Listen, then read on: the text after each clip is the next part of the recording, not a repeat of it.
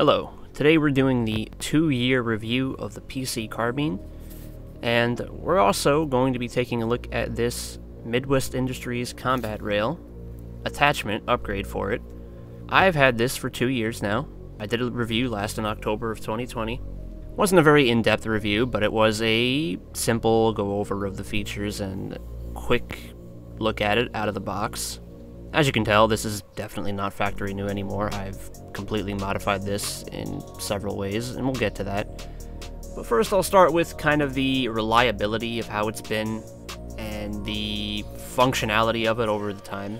So I've had absolutely no issues with it in terms of reliability or issues with ergonomics or handling or anything. It's been 100% reliable with all different variety of ammo types and what have you, and in conditions, weather conditions. Nothing caused any malfunctions or errors.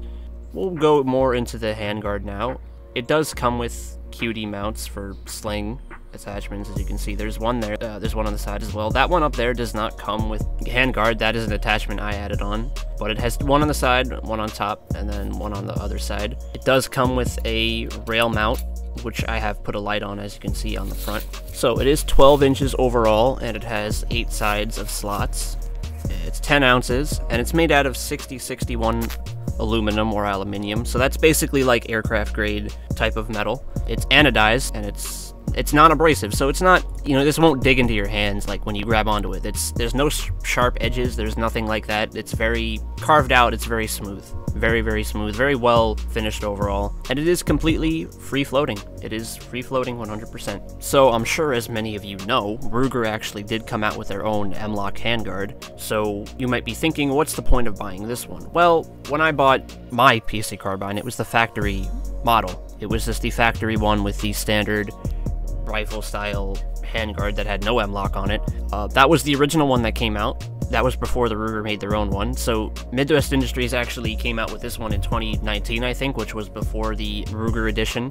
Even though you can just buy the factory one with an MLOK now, I think I prefer this one because it's overall lighter and shorter, and it also has more options for attachment compared to the Ruger one. The Ruger one only has, I didn't check, but this one has 8 sides.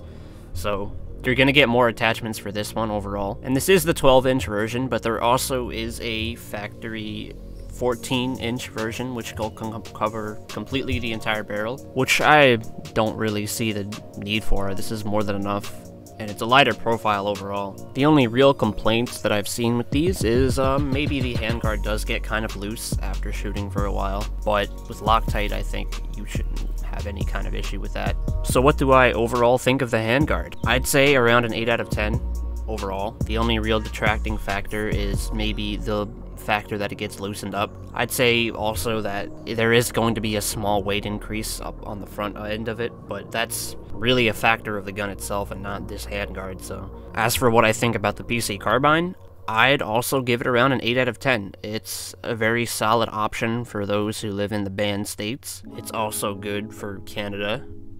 It's good if you want something that's more ruggedly designed, because the original PC9 was made for police work. So, this is a very rugged designed gun. You can abuse it. It's meant to be used. It's not going to break on you. Compared to like a sub 2000, which, a lot of people say they're built like cheap airsoft guns. I've never held a sub 2000, so I can't speak for that, but this is extremely rugged design, and I honestly prefer the heavier weight because it's a more solid design. It's more a trustworthy design in my opinion. So that's my final verdict, is an 8 out of 10 on both. And as a side note, I did notice my last video from 2 years ago got some decent amount of dislikes.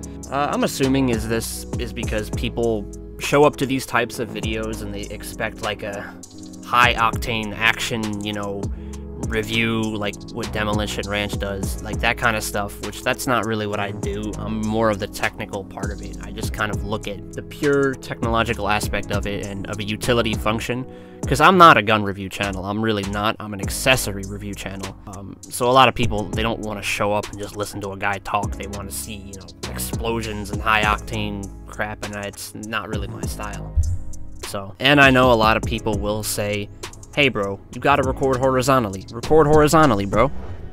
I was doing it the entire time, but I have a shitty Samsung, so it really just kind of does whatever the hell it wants to. It's not... It's got an issue with, like, the gyro thing in it, whatever, so even though I was horizontal, it just... Nah. Sometimes it doesn't work. Most of the time it did, so...